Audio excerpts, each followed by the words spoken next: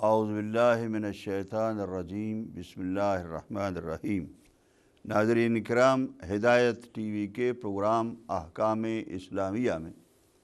آپ کی خدمت میں دوبارہ حاضر ہوں۔ میں قبض یدین، ہاتھوں کے باندھنے، نماز کی صورت میں، نماز کی حالت میں یعنی قیام کی حالت میں ہاتھوں کے باندھنے کے بارے میں عرض کر رہا تھا۔ برادران اہل سنت کے ہاں جو روایات ہیں ان کو میں نے سرسری طور پر جو ہے وہ آپ کی خدمت میں عرض کیا ہے، اور اب جو ہے میں آپ کی خدمت میں جو ہمارے ہاں شیعہ کتب کے اندر جو روایات ہیں ان روایات کو آپ کی خدمت میں جو ائمہ معصومین علیہم الصلاۃ والسلام نے رسول اکرم سے نقل فرمایا ہے، یعنی ائمہ معصومین علیہم الصلاۃ والسلام سے جب کسی کا نام لیا جائے تو یاد رکھیے اس بات کو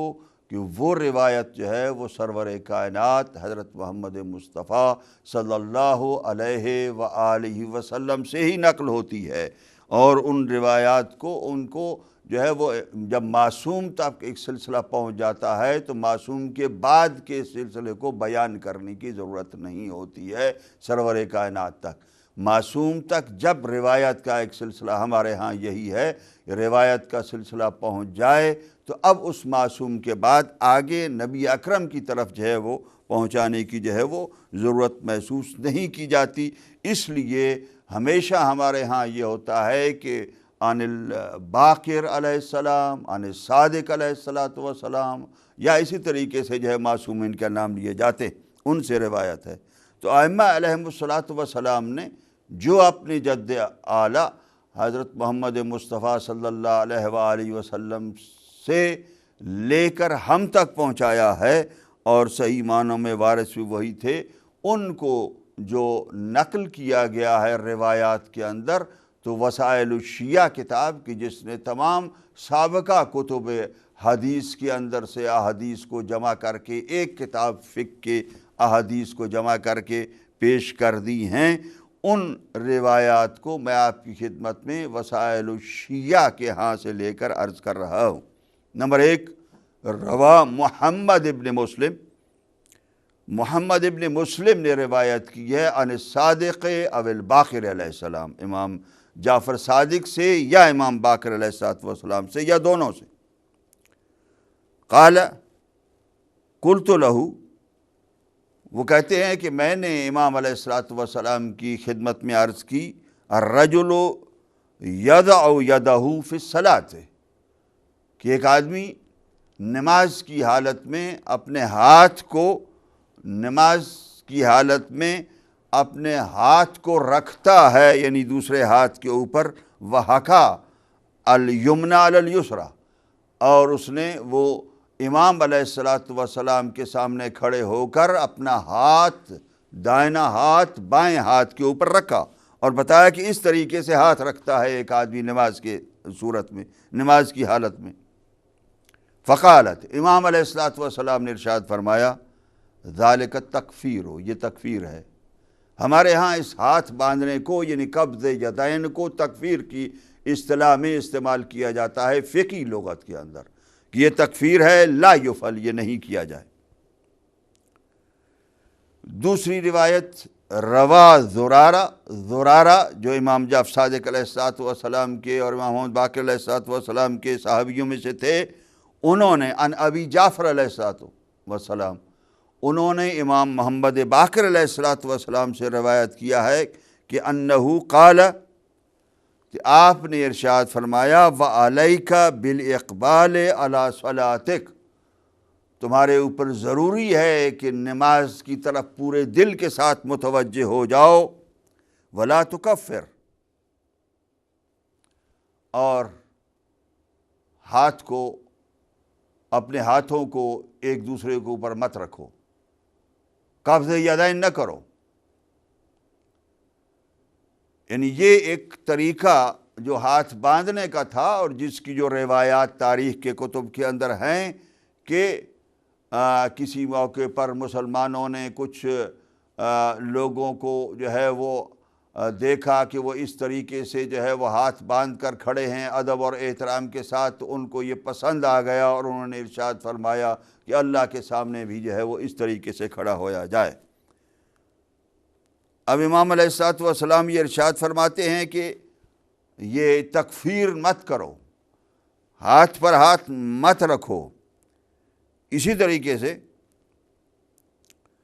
روا صدوق نے علیہ الرحمہ نے روایت کیا ہے بِأَسْنَادِهِ عن علی علیہ السلام، اپنے اسناد کے ساتھ علی علیہ السلام سے کہ انہ قال، آپ نے ارشاد فرمایا امیر المومنین علیہ الصلوۃ والسلام نے، وہی طریقہ امام محمد باقر علیہ الصلوۃ والسلام کی طرح سے وَعَلَيْكَ بِالْإِقْبَالِ عَلَىٰ صَلَاتِكَ وَلَا تُكَفِّرْ، سیم چیز۔ پھر اس کے بعد اس میں سب کے آگے الفاظ ایسے ہیں کہ جو الفاظ جو ہیں وہ شاید برادران کی طبیعت پر ناگوار گزریں، اس لیے میں بیان نہیں کر رہا ہوں، لیکن تکفر جو ہے وہ یہ معنی یہی ہے کہ ہاتھوں پر ہاتھ رکھ کر نماز پڑھنا۔ اب پھر اس کے بعد امیر المومنین علیہ الصلوۃ والسلام سے ایک دوسری روایت صدوق علیہ الرحمہ نے بیان فرمائی ہے کہ قال لا یجمع المسلم یدیہ فی صلاتہ، کہ مسلمان اپنے ہاتھوں کو ایک دوسرے کے اوپر جمع نہیں کرتا، وہو قائم بین یدی اللہ عز وجل، کہ وہ اپنے اللہ کے سبحانہ وتعالیٰ کے سامنے کھڑا ہوا ہے، اور اس اللہ سبحانہ وتعالیٰ کے سامنے کھڑا ہوتے وقت یتشبہ باہل الکفر، جو یعنی شبیہ بن جائے اہل کفر کی۔ وہ جو ایک بادشاہ کے سامنے کھڑے ہونے کا انداز تھا ہاتھ باندھ کر، وہ چونکہ غیر مسلموں کا تھا، تو آپ یہ ارشاد فرماتے ہیں کہ اپنے رحمان و رحیم اور خالق اور غفور الرحیم اور اس مہربان رب کے سامنے کھڑے ہوتے وقت، جس نے انسان کو حر اور آزاد پیدا کیا ہے، بادشاہوں کے سامنے کھڑے ہونے کی طرح ہاتھ باندھ کر مت کھڑے ہوا کرو، اس لیے کہ یہ دنیا کے بادشاہوں کے سامنے ہاتھ باندھ کر کھڑے ہونے کا شاید یہ سمجھا جاتا ہو کہ یہ ادب و احترام زیادہ ہے، اس کے اندر زیادہ بات نہیں کرتا، لیکن یہ ہے کہ امیر المومنین کے فرمانے کا مطلب یہ ہے کہ ان دنیا کے بادشاہوں کے سامنے جس طریقے سے ان کے غلام، ان کے جو ہے وہ کنیزیں یا ان کے قیدی کھڑے ہوتے ہیں، اس طریقے سے تم اپنے اللہ، اپنے رب کے سامنے، اللہ سبحانہ وتعالیٰ کے سامنے اپنے دل کو جھکا کر، اپنے ہاتھوں کو سیدھا کھڑا کر کے، جس طریقے سے طبی حالت ہے اس حالت کے اندر کھڑا ہوا کرو، اور کفار کے ساتھ تشبیہ مت بن جایا کرو کہ کفار کے ساتھ آپ کی شباہت ہو جائے اور تشبیہ ہو جائے۔ پھر اب اس کے بعد وہ جو نماز امام جعفر صادق علیہ الصلوۃ والسلام نے تعلیم فرمائی،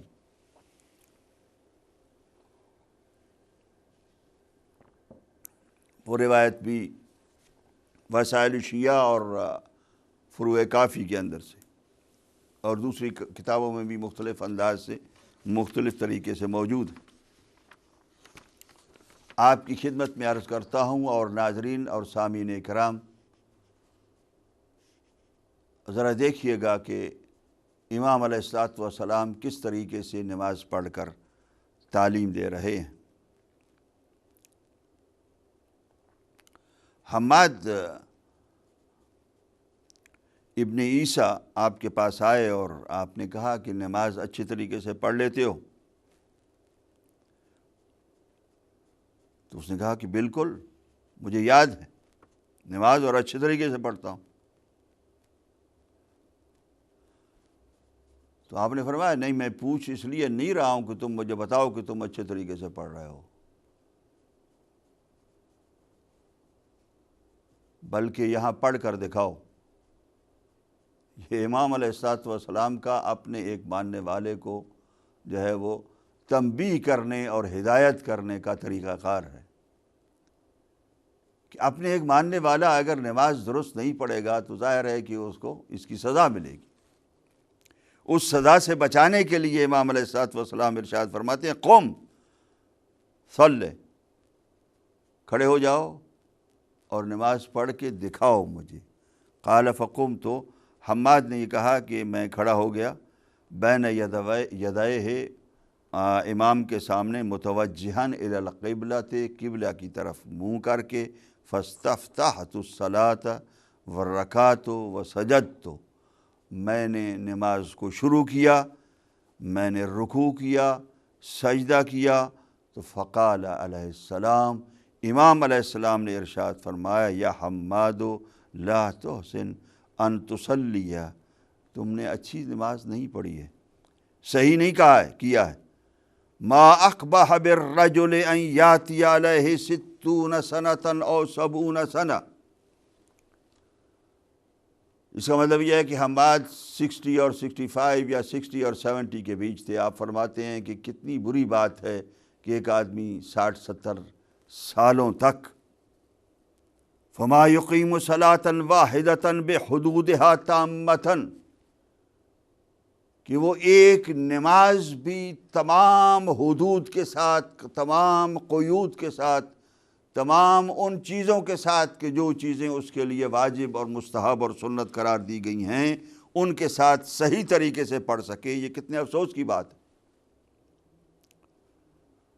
یعنی امام علیہ الصلوۃ والسلام تو اب بھی شرمانا نہیں چاہیے نماز کو درست کرنے کے لیے۔ نہ معلوم نماز کو درست کرتے وقت آپ کو اللہ سبحانہ وتعالیٰ کتنے توفیقات عطا فرمائیں۔ قال حماد نے کہا کہ جب امام علیہ السلام نے یہ ارشاد فرمایا فاصابنی فی نفسی الذل، تو میں تو بہت ہی اپنے آپ کے اندر یعنی بہت شرمندگی اور ذلت محسوس کرنے لگ گیا کہ امام علیہ السلام کے سامنے ایک رکعت نماز بھی نہیں پڑھ سکا درست۔ فقلت جعلت فداک، اور پھر وہ شرمایا نہیں، اس نے کہا کہ میری جان آپ پر قربان ہو، فعلمنی الصلاۃ، مولا مجھے صلاۃ سکھا دیجئے۔ تو مجھے اور آپ کو بھی اس نماز کی طرف توجہ دینا چاہیے۔ فقام ابو عبداللہ علیہ السلام مستقبل القبلہ، میرے اور آپ کے مولا امام جعفر صادق علیہ الصلوۃ والسلام قبلے کی طرف رخ کر کے کھڑے ہو گئے، منتصباً، بالکل سیدھے، فارسل یدیہ جمیعاً علی فخذیہ، تو آپ نے اپنے دونوں ہاتھوں کو اپنے رانوں پر، اپنی تھائی کے اوپر سیدھا کر کے رکھا۔ قد ضم اصابعہ، آپ نے اپنی انگلیوں کو، دونوں ہاتھوں کی انگلیوں کو ملایا ہوا تھا اور ملا کر سیدھا اپنی تھائی کے اوپر رکھا ہوا تھا۔ وقرب بین قدمیہ، اور آپ نے اپنے قدموں کو قریب کر دیا۔ بڑی عجیب سی حیت ہے میرے اور آپ کے مولا معصوم امام جعفر صادق علیہ الصلوۃ والسلام کی، کہ امام علیہ الصلوۃ والسلام اس طریقے سے جب کھڑے ہوتے ہیں تو ہاتھوں کو نیچے کیا اپنے تھائی کے اوپر، اور اب اپنے پیروں کو سیدھا کیا، پیروں کو کلوز کیا، پیروں کو پھیلا کے نہیں رکھا۔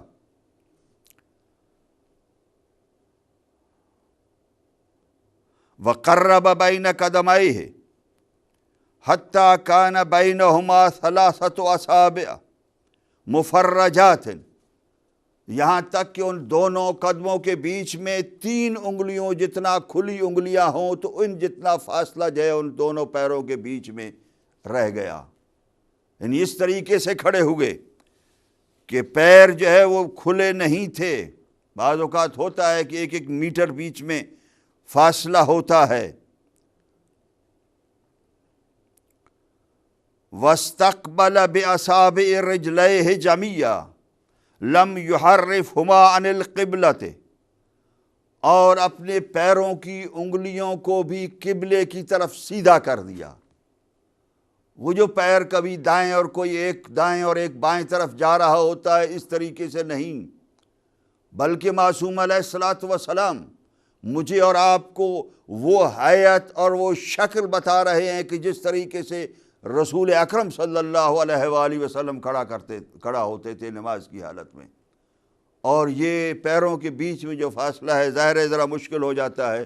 ان لوگوں کے لیے کہ جن کا پیٹ تھوڑا سا بڑا ہو، تو ان کے لیے وہ مجبوری میں کوئی ایسی بات نہیں ہے، لیکن جو آدمی صحیح، چونکہ معصومین علیہم الصلاۃ والسلام کے اندر یہ حالت تھی ان کی کہ وہ سیدھے پیر رکھتے تھے، اور سیدھے یعنی کم از کم یہ کوشش کی جائے کہ پیروں کی انگلیوں کا رخ بھی اسی طرف ہو جس طرف آپ کے چہرے کا رخ ہے۔ وَاسْتَقْبَلَ بِأَصَابِعِ رِجْلَيْهِ جَمِيعًا لَمْ يُحَرِّفْهُمَا عَنِ الْقِبْلَةِ، اور کھڑے ہو گئے اس طریقے سے پیروں کو قریب کر کے کہ ان کے بیچ میں 3 کھلی انگلیوں جتنا فاصلہ تھا دونوں پیروں کے بیچ میں۔ کس طریقے سے کھڑے ہوئے؟ بِخُشُوعٍ وَاسْتِقَانَةٍ، سکون اور خشوع کے ساتھ، بڑے سکون کے ساتھ۔ اب حرکت نہیں ہے، اب جو ہے وہ آگے پیچھے ہل نہیں رہے ہیں، بلکہ بالکل سیدھے کھڑے ہو گئے۔ اور فقال اللہ اکبر، آپ نے ارشاد فرمایا، اپنے اللہ کے حضور عرض کی اللہ اکبر۔ ثم قرأ الحمد بترتیل، پھر ترتیل کے ساتھ، بھاگ بھاگ کے نہیں کہ حمد کو پڑھ رہے ہیں اور آدھے حرف جو ہیں وہ کھائے جا رہے ہیں، اس طریقے سے نہیں، بلکہ ایک ایک حرف کو، حمد کے ایک ایک لفظ کو درست طریقے سے ادا کر کے ترتیل کے ساتھ حمد کو پڑھا۔ وَقُلْ هُوَ اللَّهُ أَحَدٌ، اور دوسرا سورہ قل هو اللہ احد پڑھا۔ ثم صبر، حنیۃً نہیں، حنیہ نہیں ہے، حنیۃً، پھر تھوڑی دیر رکے۔ حنیہ یعنی بہت ہی معمولی، جب سورہ توحید قل هو اللہ احد سورہ حمد کے بعد پڑھ چکے، اب اس پورے دوران میں جسم میں حرکت نہیں ہے، جسم میں موومنٹ نہیں ہے، سیدھے کھڑے ہو کر اس طریقے سے سورہ حمد اور دوسرا سورہ پڑھا، اور پھر دوسرا سورہ پڑھنے کے بعد تھوڑا سا رکے، بقدر ما تنفس، ایک سانس لینے جتنا، ایک سانس کی مقدار رکے۔ وَهُوَ قَائِمٌ، وہ ان کے اندر ابھی حرکت شروع نہیں ہوئی ہے، وہ کھڑے تھے اور ایک سانس بھر رکے، اور سانس بھر رکنے کے بعد آپ نے پھر کہا اللہ اکبر، اللہ اکبر کہا۔ وَهُوَ قَائِمٌ، اور یہ تکبیر بھی جب کہی تو اس وقت بھی کھڑے تھے، بھاگتے بھاگتے راستے میں تکبیر نہیں کہی، بلکہ حمد کے بعد ایک سانس بھر رکے، اور سانس بھر رکنے کے بعد تکبیر کہی۔ سانس بھر رکنے کے بعد جب تکبیر کہی تو اس وقت بھی تکبیر کا را جو ہے وہ اس حالت میں ادا کیا کہ آپ کھڑے ہوئے تھے، اور پھر اس کے بعد جب تکبیر ختم ہوئی یا اللہ اکبر ختم ہوا تو اس کے بعد آپ رکوع میں گئے۔ ثم رکع، تکبیر جب کہی تو کھڑے ہوئے تھے، پھر آپ نے رکوع کیا۔ وَمَلَأَ كَفَّيْهِ مِن رُكْبَتَيْهِ مُفَرَّجَاتٍ، اور اپنی ہتھیلیوں سے اپنے گھٹنوں کو کور کر لیا، یعنی گھٹنوں کی جو ہڈی ہے، گھٹنوں کا جو پیالہ جسے کہا جاتا ہے، اس پیالے کو اپنی ہتھیلیوں سے کھلی انگلیوں کے ساتھ، انگلیاں کھلی تھیں اس طریقے سے، اور اس کے اوپر جو ہے وہ اپنے گھٹنے کو کور کر لیا۔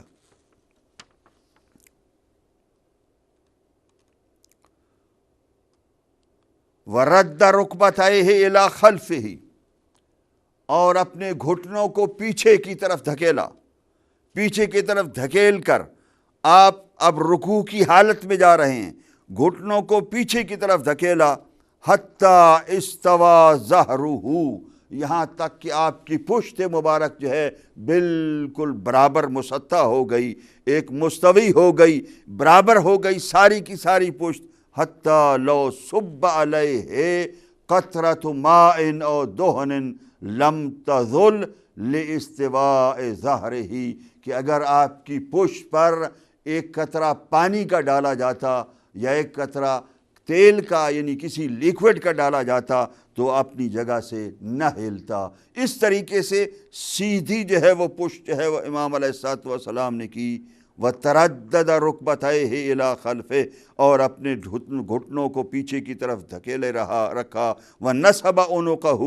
اور آپ نے اپنی گردن کو سیدھا رکھا، وغمض عینیہ، اپنی آنکھوں کو جھکا دیا، ثم سبح، جب اس حالت میں چلے گئے، وہ نہیں گھٹنوں پر ہاتھ رکھ دے ہی سبحان ربی الاعلیٰ نہیں شروع کر دیا، یا یہ ہے کہ گھٹنوں پہ ہاتھ رکھنے کے بعد سیدھا ہوئے بغیر جب پورا رکوع کے اندر اس حالت کے اندر چلے گئے جو رکوع کی صحیح صورت ہے، اور اس کے بعد جب سکون حاصل کر لیا تو اس کے بعد آپ نے شروع فرمایا سبحان ربی الاعلیٰ وبحمدہ،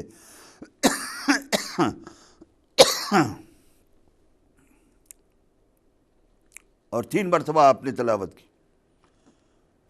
اللہ کی تسبیح و تقدیس کی، ثم استوى قائما، 3 مرتبہ سبحان ربی العظیم وبحمدہ پڑھ کر آپ سیدھے کھڑے ہوئے، فلما استمکن من القیام، اور جب قیام میں سیدھے جب کھڑے ہو چکے اور سکون میں جب پورا بدن آ گیا سیدھا کھڑا ہو کر، اس کے بعد کہا سمع اللہ لمن حمدہ، کہ جو اللہ سبحانہ وتعالی سنتے ہیں ہر اس کی جو اللہ کی تعریف کریں، ثم کبر، پھر اگین آپ نے تکبیر کہی، وہو قائم، اور آپ کھڑے ہوئے تھے،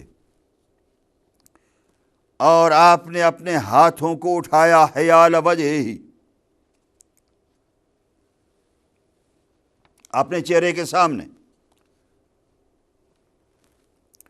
وسجد، اور اس کے بعد سجدے کی طرف گئے، ووضع یدیہ الی الارض، اپنے دونوں ہاتھوں کے زمین کے اوپر رکھا،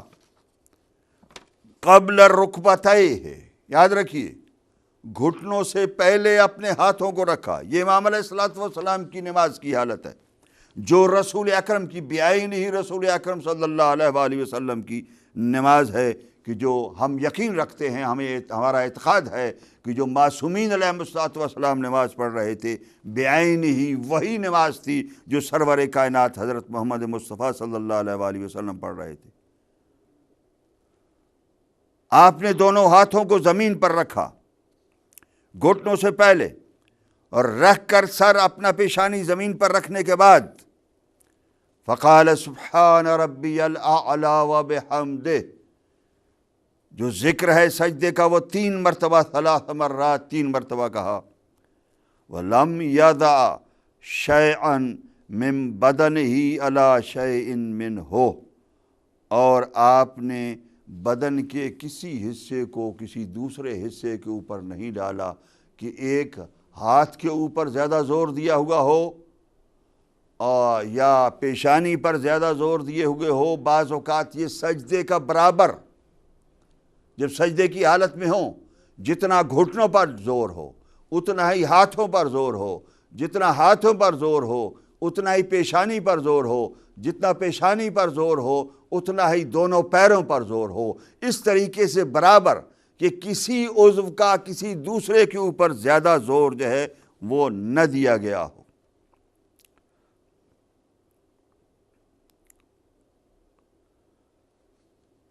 اور آپ نے کسی کے اوپر کسی دوسرے عضو کے اوپر کوئی ایسا زور نہیں دیا، کوئی نہیں رکھا اس عضو کو، وَسَجَدَ عَلَىٰ ثَمَانِيَّةِ أَعْظُمٍ، اور اپنی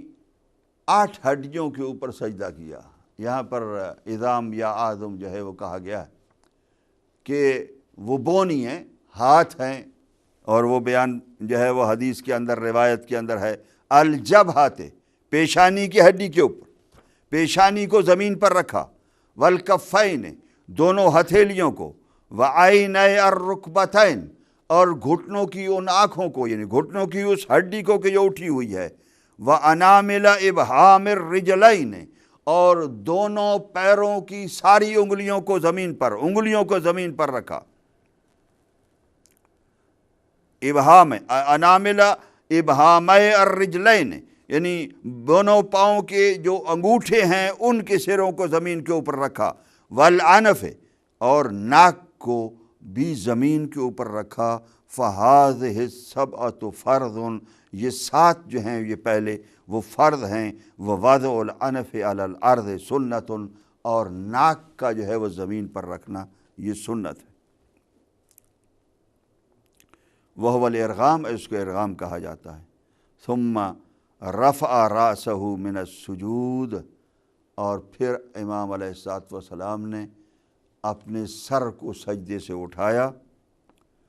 فلما استوى، جب جالساً، جب سیدھے بیٹھ گئے، قال اللہ اکبر، آپ نے اللہ اکبر کہا۔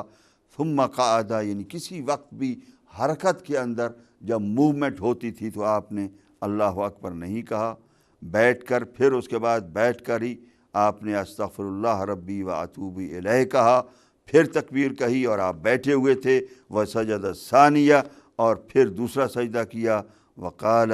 کما قال فی الاولی، اور دوسرے سجدے میں بھی وہی کیا کہ جو پہلے جو کہا تھا۔ وَلَمْ يَسْتَعِنْ بِشَيْءٍ مِّن بَدَنِهِ عَلَىٰ شَيْءٍ مِّنْهُ فِي رُكُوعٍ وَلَا سُجُودٍ، اور رکوع اور سجود میں کسی ایک عضو پر زیادہ بوجھ امام علیہ الصلوۃ والسلام نے نہیں ڈالا۔ وَكَانَ مُجَنِّحًا، اور آپ اپنے ہاتھوں کے اس طریقے سے پر بناتے تھے جب رکوع کے اندر یا سجدے کے اندر رہتے تھے۔ وَلَمْ يَضَعْ ذِرَاعَيْهِ عَلَى الْأَرْضِ، اور اپنی کوہنیوں کو بھی زمین پر نہیں رکھا۔ فَصَلَّى رَكَعَتَيْنِ عَلَى هَذَا، اس طریقے سے آپ نے 2 رکعت نماز پڑھی۔ ثم قال یا حماد، اے حماد، ہاکذا صلی، اس طریقے سے نماز پڑھو، دائیں بائیں متوجہ نہ ہوا کرو اور اپنے ہاتھوں کو مت ہلایا کرو۔ یہ نماز کا صحیح طریقہ ہے جو امام علیہ الصلوۃ والسلام نے، اور ہمیں تسلی ہے کہ جب امام جعفر صادق علیہ الصلوۃ والسلام کے نقش قدم پر چلتے ہوئے ہم نماز پڑھیں گے تو وہی وہ نماز ہوگی کہ جو اللہ سبحانہ و تعالیٰ نے ہمیں حکم دیا ہے، اور اس کے حکم کی جو ہے وہ اطاعت کرتے ہوئے اللہ سبحانہ و تعالیٰ ہمیں توفیق عطا فرمائے کہ ائمہ علیہم الصلوۃ والسلام کے راستے پر صحیح طریقے سے احکام اسلامیہ کو ادا کر سکیں۔ ربنا تقبل منا انک انت السمیع العلیم۔